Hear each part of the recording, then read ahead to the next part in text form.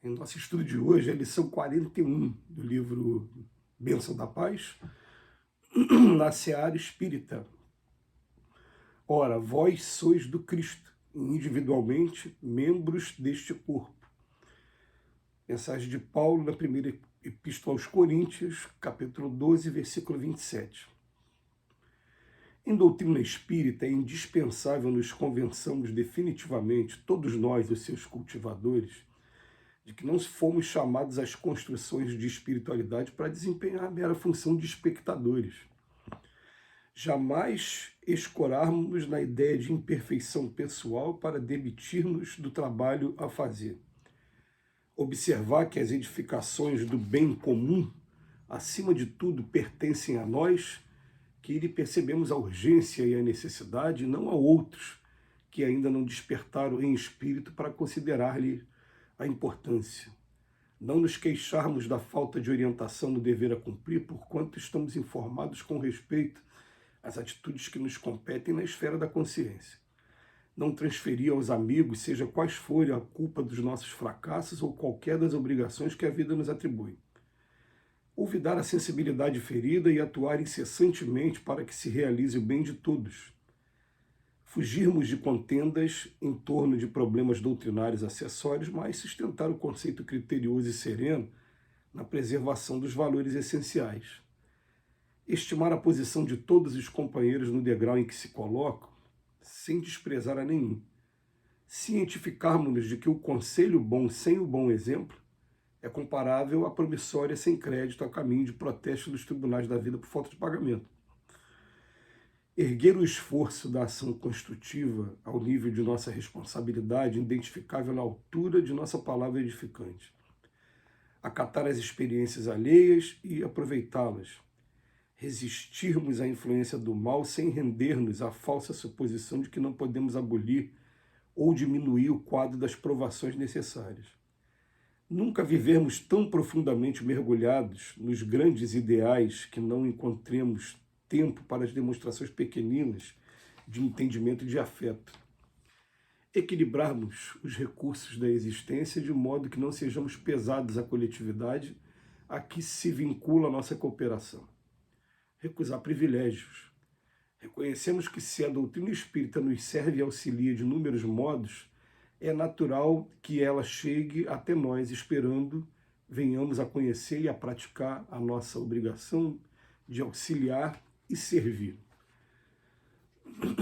Mensagem maravilhosa, mensagem para todos os dias, mensagem para todos aqueles que despertaram de alguma maneira com a doutrina espírita, porque logo em seguida o consolo que a doutrina espírita traz para a gente, vem a gratidão também, e junto com a gratidão a vontade de retribuir por tudo que a doutrina espírita faz com a gente.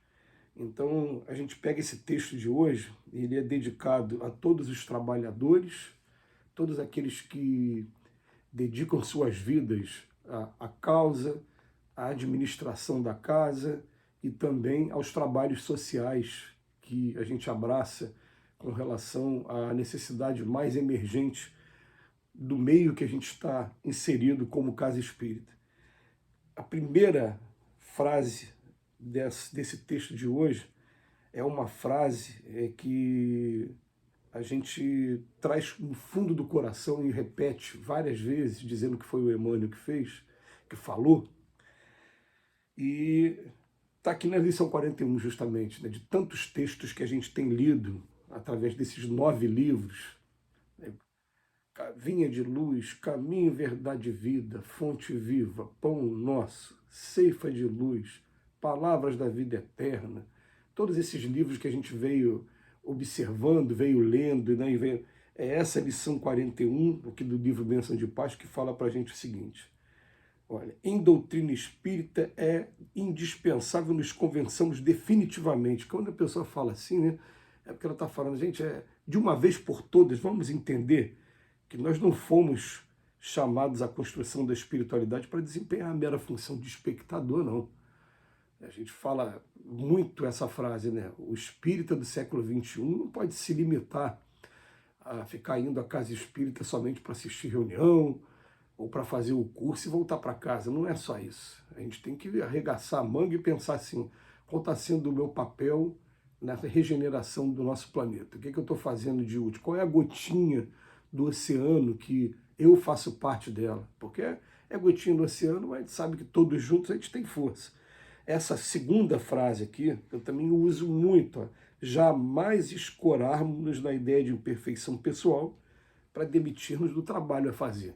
Que é uma coisa muito comum, o pessoal fala, eu não estou preparado ainda, ou então eu não sou perfeito ainda, de maneira que acredita que só a pessoa que vai trabalhar é perfeita, é isso?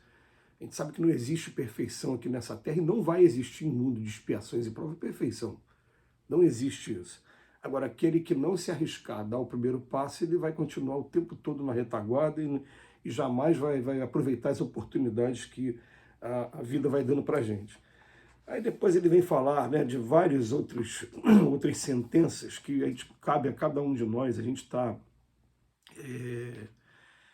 analisando cada uma delas, que ele vem falar aqui para a gente, observar que as edificações do bem comum, acima de tudo, pertencem a nós. Nós aqui, a gente acaba percebendo a urgência e a necessidade. É muita gente sofrendo, e muita gente sofrendo por conta dos seus pontos de vista, porque ainda não tiveram uma elucidação ainda do porquê da vida, do quem nós somos, o que estamos fazendo aqui, para onde nós podemos ir daqui a pouco, para onde nós vamos, e a gente aproveitar melhor essa oportunidade que a gente tem chamada vida. Ele vem falar assim, não nos queixamos da falta de orientação no dever a cumprir, porque essa orientação já está aqui dentro da nossa consciência. Cada um, se parar para interrogar a voz da consciência, vai ter oportunidade de ser encaminhado no lugar certo. Aí ele fala, não transfere para os amigos a culpa dos nossos fracassos, não faz isso. E depois ele bora, ouve dar a sensibilidade ferida e atuar incessantemente para que se realize o bem de todos. E vem trazendo sempre um roteiro que a gente para analisar, e esse roteiro é legal a gente fazer igual a gente faz quando estuda aquele capítulo do Homem de Bem, que está no Evangelho segundo o Espiritismo. A gente faz como se fosse uma vistoria, a gente lê atentamente cada um deles e fala, vem cá, isso aqui eu nem comecei ainda. Esse aqui eu comecei ainda de maneira tímida, estou procurando desenvolver. Esse aqui não, esse aqui está legal. Esse aqui, porque uma coisa, alguns desses parágrafos vão estar ligados à disciplina que a gente precisa ter com relação ao nosso trabalho. Mas Dr. Herman, sempre com muito carinho, ele fala para a gente assim, primeiro a disciplina, depois o amor. Por enquanto, desenvolvam a disciplina com o trabalho. A gente desenvolve a disciplina com o trabalho, mas ainda precisa reformar os nossos sentimentos, reformar os nossos pensamentos, a ponto de poder abarcar e respeitar todo ser humano que a gente tenha contato. Então ele coloca aqui, ó, estimar a posição de todos os companheiros do degrau em que se colocam sem desprezar a nenhum. Começou a sair da disciplina para entrar no campo do sentimento, o campo do respeito que a gente deve ter, o amor ao próximo. Essa que é a ideia. Pegar as experiências alheias e aproveitá-las. Resistirmos à influência do mal sem render-nos à falsa suposição de que não podemos abolir ou diminuir o quadro das provações necessárias.